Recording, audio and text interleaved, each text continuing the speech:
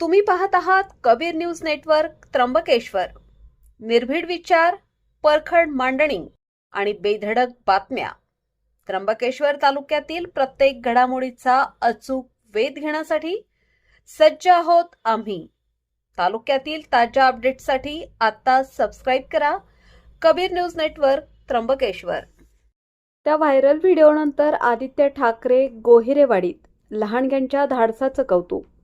नमस्कार, मी अमिता गावंडे।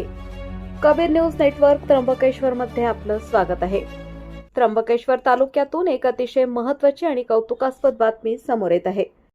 त्र्यंबकेश्वर तालुक्यातील पेगरवाडी ते गोहिरेवाडी या रस्त्याच्या भीषण दुरावस्थेकडे प्रशासनाचे लक्ष वेधण्यासाठी आदित्य गोहिरे आणि स्मिता शीत या लहान मुलांनी न्यूज रिपोर्टरच्या भन्नाट शैलीत एक व्हिडिओ तयार केला होता।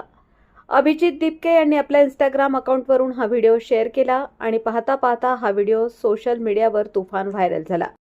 माझं नाव आदित्य गोहिरे, दीदी राष्ट्रमोह काहीतरी पाहिजे। माझं नाव स्मिता शीत, आमचं गाव पेगरवाडी आहे। छोटंसं गाव आहे आमचं।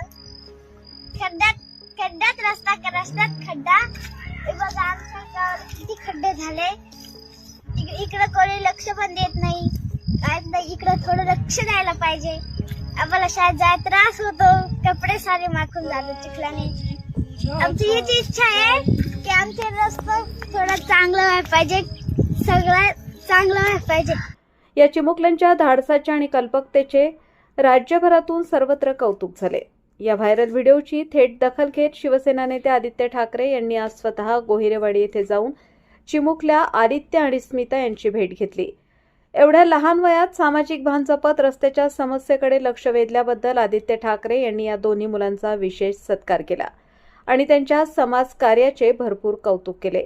आम्ही त्र्यंबकेश्वरमध्ये आहोत। इथे आम्हाला सांगण्यात येत आहे की आपण कुंभसाठी पुढच्या वर्षीसाठी मोठा खर्च करत आहात।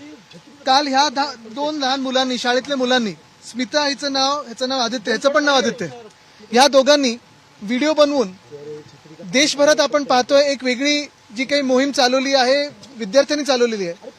देशभरातल्या गावागावात विद्यार्थी येतात पुढे आणि आपल्या शाळेबद्दल जी काही स्थिती आहे किंवा रस्त्याची असेल, गावाची असेल, त्याच्याबद्दल बोलतात। काल आम्ही आल्यानंतर, काल रात्री आम्ही पाहत होतो, काल रात्रीपासून डागडुजी सुरू झालेली आहे। आज आम्ही येणार आजचा दौरा म्हणून कालपासून डागडुजी सुरू झाली आहे। सकाळी कलेक्टर येऊन गेले, आमदार येऊन गेले, पण जे येऊन गेले ते तिथेच गावाच्या दाराआड येऊन गेलेत। आज ज्या रस्त्यावर आम्ही उभे आहोत तिथे आपण पहा परिस्थिती काय आहे। मी प्रेसला विनंती करीन, मी इथून थोडं पुढे निघाल्यानंतर आपण या रस्त्याची पूर्ण हाल जे आहेत ते पाहावे। त्यानंतर इथून बांधावरनं ही लहान मुलं चालत जातात, अनेकदा अनवाणी चालत जातात, कारण जे चपला आहेत त्या देखील फाटतात। आणि तिथे आम्ही पहिले शाळेत गेल्यानंतर पाहिलं तर शाळेमध्ये वर्गखोल्या नाही आहेत, बाथरूम नाही आहेत। एका मंदिराच्या परिसरात एक वर्गखोली बसली होती, दुसरी वर्गखोली आहे, तिथे 3 वर्ग एकत्र बसतात। अक्षरशः शिक्षकांचे आणि विद्यार्थ्यांचे हाल आहेत।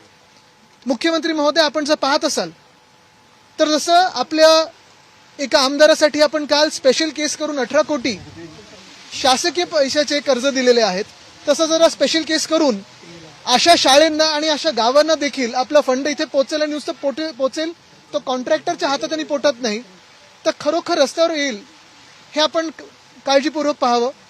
जे मला इकडचे सरपंच आणि स्थानिक गावकरी सांगत होते ते हेच आहे।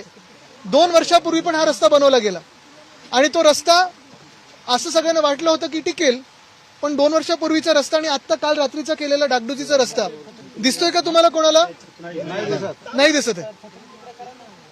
मुख्यमंत्री महोदय, जरा लक्ष असू द्या। यावेळी निवृत्ती मामा जाधव, युवा सेना जिल्हा प्रमुख राहुल ताजनपुरे, तालुका प्रमुख दत्तू मोरे, रामनाथ बोडके, शिवाजीराव कसबे, विकास चव्हाण, ज्ञानेश्वर चव्हाण, नवनाथ कोठुळे, रावसाहेब कोठुळे, विलास आचारी आणि सरपंच विजय वायकांडे यांच्यासह गोहिरेवाडी व पेगरवाडी परिसरातील ग्रामस्थ मोठ्या संख्येने उपस्थित होते।